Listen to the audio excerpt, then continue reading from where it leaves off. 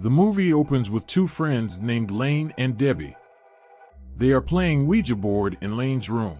Lane teaches Debbie the game by explaining the rules of the game and tells her that they can see the spirits through the planchette as the mirror on it acts as an eye. Now they start the game and Debbie gets scared seeing someone through that planchette. But this is Lane's younger sister Sarah, and Lane drives her away. Now scene shifts to the present and Debbie has grown up. She was actually remembering her childhood moments, after which she burns that Ouija board in the fireplace. Just then she gets a call from Lane, who calls her outside the house. Lane asks her to go with her, to which Debbie says that she doesn't feel like going out tonight. Lane asks her what's wrong. She just played that Ouija board game and has been feeling a little weird ever since. Lane tells her it's just a game, and then she asks her to hang out with her. But Debbie asks her to leave. Now after some time, when Debbie is having dinner, she feels as if someone is in the house. When she goes to her room, she is surprised to see that Ouija's board on her bed. Then she finds that planchette near her foot, and when she sees through it, some spirit possesses her. She then takes out the decoration lights from her room and hangs herself with them. Now the next morning we see Lane with her boyfriend Trevorrow at a restaurant where they are planning a camping trip. Then their friend Isabel also comes there and works in the same restaurant. Now they are all talking when Lane gets a text from her dad, calling her home immediately. Now when she reaches home, she is shocked to see her family sad. She asks them what happened, to which Sarah tells her that Debbie is dead. Now in the next scene, we see Lane and her friends at Debbie's funeral, and all of them are deeply saddened by her sudden death. Then Debbie's boyfriend Pete also comes there, and he too is very sad about Debbie's death. Lane then walks into Debbie's room where she feels someone's presence there. But then Debbie's mother comes there and they both hug and console each other. Here Lane finds that planchette and then they both start talking about Debbie. She then gives her some of Debbie's belongings and tells her to always remember her. Now the next day we see that Lane's dad is going out of the city for a few days for official work. After he leaves, Lane comes with Trevor to check on Debbie's house because Debbie's mother told her to do so. Trevor goes back to check the pool cover and Lane comes inside the house. Now she is watering the plants when she hears some sound from upstairs. When she comes upstairs to check, she sees Debbie's room light flickering, but then it fixes on its own. Just then she hears some sound from the closet where she finds the planchette and the Ouija board. During this, Trevor also comes there and Lane tells him that she and Debbie used to play with it in childhood. Here she starts holding herself responsible for her death and that she did not even get a chance to say goodbye to her. Now the next day at school she meets Pete and asks him if he noticed anything going on with her before she died, to which he says she seemed worried about something. A few days ago when he went to her house to talk to her, she didn't even want him to come inside. She then meets Trevor and Isabel and tells them that she feels like Debbie is still there in her home. She tells them they can talk to her through the Ouija board. Now at night, they all come to Debbie's house and Lane has also brought Sarah with her. Now Lane goes to Debbie's room to get the board. And here Pete is already in the house. Now all of them sit at the dining table to play games. Lane tells them the rules, like, they are not supposed to play in a graveyard, never play alone, and always say goodbye. Now they start playing and Lane puts a photo of Debbie in front. She then asks if any spirit is present here, and after a while, the planchette moves to yes. Everyone feels that Sarah is moving it, but then the spirit says, "Hi friend." Lane asks her if she was here yesterday, and the planchette moves to yes. Then when planchette moves to D, Lane thinks it's Debbie's spirit. Everyone is shocked to see this, and then she asks Debbie if she would like to tell them why she did this. Then some sound comes from upstairs, but they ignore it considering it as an old house.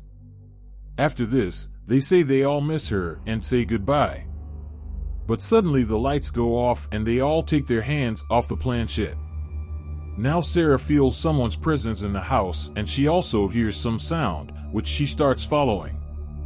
Here everyone else confirms with each other whether they were moving the planchette. to which Pete says it was Lane. Here Sarah and Trevor come to the kitchen where they see the cooking stove on. Lane feels that Debbie has done this and she wants to tell her something. Here Pete also hears some sounds, and when he comes out, he sees a reflection in the mirror, which pushes him. Hearing the sound, they all come to him and he tells them that someone pushed him from behind. And then they all come out of the house. Now Lane has also brought Debbie's Ouija board with her, and Trevor tries to explain to her that now she has said goodbye to Debbie, she should leave her alone now. Now the next morning Lane's grandma finds the Ouija board in her room and she asks her to get rid of it and never use it again. On the other hand, we see Trevor, who is passing under a bridge, and only then he feels someone's presence there. When he looks there with a torch, he sees a shopping cart, and then a chalk rolls towards him. Then all of a sudden the shopping cart moves, which scares him, and then he sees "Hi Friend" written on the wall. Now at night, Isabel is going back after finishing her shift when she sees "Hi Friend" written on the window of her car, and suddenly a hand appears from inside. She calls Pete and tells him about it, and we see that "Hi Friend" was written on Pete's desk too. Lane, on the other hand, is looking on the internet about the Ouija board when she hears some sounds. She sees that the door of the house is open, and then Sarah also comes there. Lane thinks their dad is back, but the door closes automatically, and they get terrified and hide inside the closet. Then when Lane comes out, she sees "Hi Friend" written on the laptop. The next day they all discuss this, and Lane thinks Debbie is trying to reach them. Now that night they all try to contact her again. And when Lane asks Debbie if she's here, the chair in front of them slips back. Lane asks her who killed her, but she doesn't answer it. Then Pete asks her where did they go on their first date, but she gives the wrong answer, and Pete understands that this is not Debbie. Now all of them get very scared after hearing this, and that spirit tells her name is DZ. Lane sees the image of a little girl with her mouth sewn shut. The girl warns them to run because her mother is coming. Lane then looks through the planchette, and she sees a woman coming toward them. The board jumps in the air, due to which all of them get terrified and run out of the house. Now the next day Lane plugs Debbie's pen drive, in which she finds her video. In this, she tells that she has cleaned the attic today, where she has found an Ouija board. Then Sarah also comes there, and they both see Debbie playing the Ouija board alone. On the other hand, we see Isabel in her bathroom where she is flossing her teeth. But suddenly her mouth gets stitched up, and she gets possessed. She levitates in the air and falls, causing her death. Now, none of Lane's friends were talking to her because she made them play, and Isabel died. She then goes to Pete and tells him that she needs his help. Then both of them come to Debbie's house, and Lane goes to her attic. There she finds a box of old photographs that belonged to the previous residents. She gives that box to Pete, and her torch rolls back. When she goes to pick it up, it suddenly moves, and she sees a girl there. Now while researching the previous family's history, they learn of a little girl named Doris Zander who went missing. They suspected the mother had something to do with her disappearance. They also learn about Doris' sister Paulina in the article.